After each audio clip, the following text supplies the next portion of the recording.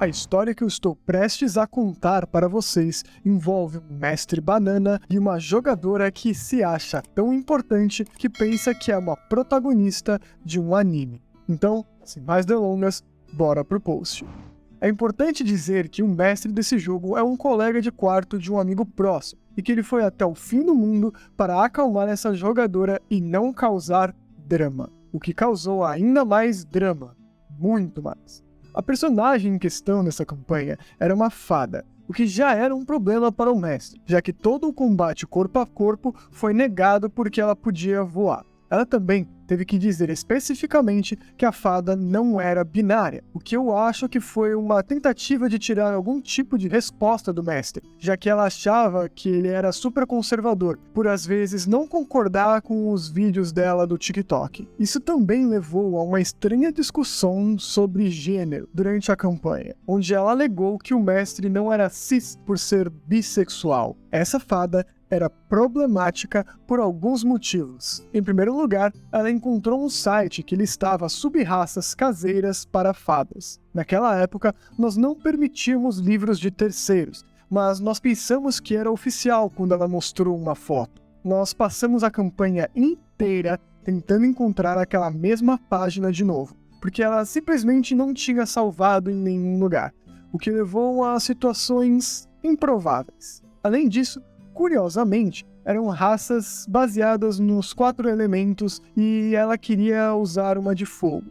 Porém, na verdade ela tinha escolhido a de terra, porque ela tinha visto lava na descrição, e ela ignorou completamente a raça de fogo que estava logo abaixo. Ela então passou a dizer que a sua personagem nasceu do fogo várias vezes. A página também dizia que as fadas eram imortais, o que fez com que ela não se importasse nem um pouco com a nossa sobrevivência, e que elas podiam mudar entre 3 tamanhos diferentes à vontade, mas que elas precisavam de 3 conjuntos de roupas diferentes, o que também levou a diversas descrições detalhadas sobre os tamanhos das roupas dela. Aqui nós já podemos ver um pouco da questão de ela simplesmente achar que é a personagem principal, porque a personagem dela já é capaz de aumentar o seu tamanho à vontade, poder voar e ser simplesmente imortal. Então, ela tem praticamente um protagonista de anime em suas mãos. Mas a história só está começando, então vamos continuar.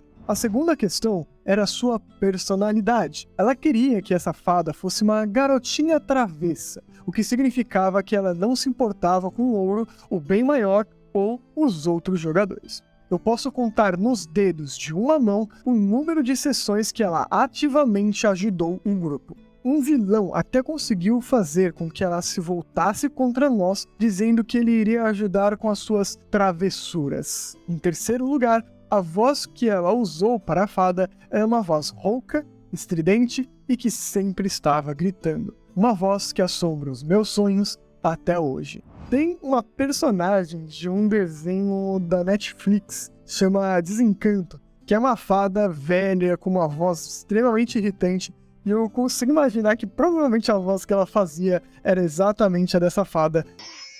Haven't seen you guys in this tree before. You looking for a good time? Então, toda vez que eu falar sobre essa fada, eu quero que vocês consigam usar essa imagem como base. Mas vamos continuar com a história. A última razão foi que, como você pode notar, em nenhum lugar ela havia discutido sobre classes. Isso porque a partir desse terceiro personagem dela, ela ainda precisava de ajuda para entender o que era uma classe. Isso fez ela escolher a classe Artifício, que eu tenho certeza que foi porque era a primeira da lista. Mas a mecânica dessa classe acabou atrapalhando a interpretação que ela fazia para os seus personagens. Por alguma razão, ela queria a subclasse Armoreira, mas quase desistiu e começou tudo de novo no meio do caminho, depois que ela percebeu que ela não iria conseguir voar com armaduras pesadas. Nós finalmente entramos em um consenso dizendo que ela poderia usar armaduras de couro, pois elas não iriam afetar ela.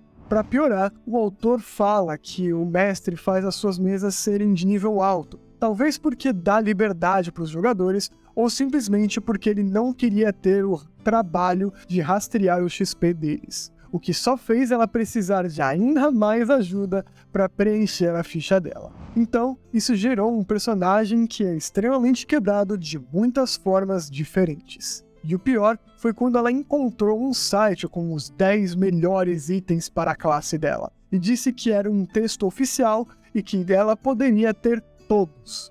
O mestre deu tudo para ela. Assim, eu não vou dizer que o mestre fez ou não alguma coisa errada, porque a decisão, afinal, é dele. Mas se eu fosse um mestre, eu não iria dar praticamente quase nada de itens, ainda mais se fossem itens mágicos, logo no começo da campanha. Porque isso faz a pessoa realmente não se importar muito com a evolução do seu personagem. É muito melhor quando o jogador consegue adquirir esses itens a partir de situações durante a campanha que façam ele conquistar esses itens. Não simplesmente dar para eles logo no começo e fazer eles serem completamente OP pro resto da campanha. É muito mais fácil e muito mais legal fazer eles conquistarem os itens deles com ações dentro da campanha. Mas isso é só minha opinião, cada mestre faz do jeito que ele quiser. Agora vamos continuar com a história.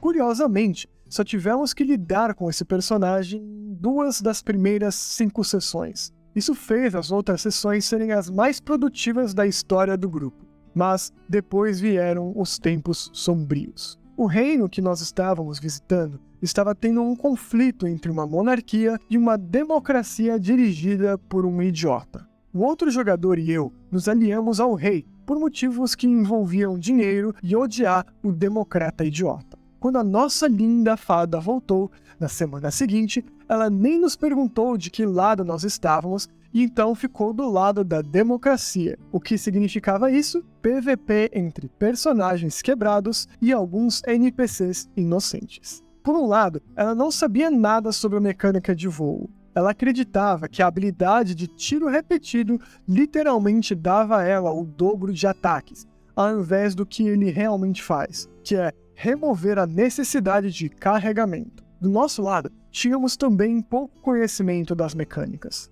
Nosso conhecimento de como a furtividade funcionava, principalmente em combate, tornou o meu ladino quase imortal. Então, para que a fada não ficasse muito chateada, nosso gentil DM pensou em diversas maneiras de me matar pessoalmente com ela. Eu então expliquei como nenhuma delas iria funcionar. Finalmente, o mestre decidiu esperar que os NPCs morressem para poder interromper a luta antes que nós pudéssemos nos despedaçar. E é aqui que uma imitação barata do Cthulhu simplesmente aparece saindo do mar, algo que ninguém em sã consciência poderia prever. E esse é o fim da parte 1. Mas e aí, vocês curtiram essa primeira parte? Coloca aí nos comentários que eu quero saber o que vocês acharam. Não se esqueçam de dar aquele like no vídeo e se inscrever no canal para vocês poderem ver a parte 2. Obrigado por assistirem e até mais!